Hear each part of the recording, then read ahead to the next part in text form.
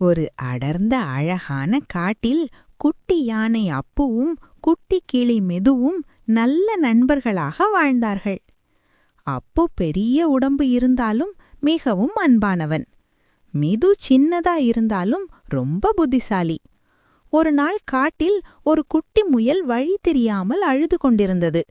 அதை பார்த்த அப்பு மெதுவாக, "ஏன் அழுற குட்டி முயலே?" என்று கேட்டான். முயல், "எனக்கு வீட்டுக்கு போக வழி தெரியல" என்று சொன்னது. உடனே மிது வானில் பறந்து மேலிருந்து பார்த்து, "அப்போ அந்த பெரிய மரம் பக்கம்தான் இதோட வீடு இருக்கு" என்று சொன்னது. அப்பு தன் நீளமான துதிக்கையால் முயலை மெதுவாக தூக்கி அந்த மரம் பக்கம் கொண்டு போனான்.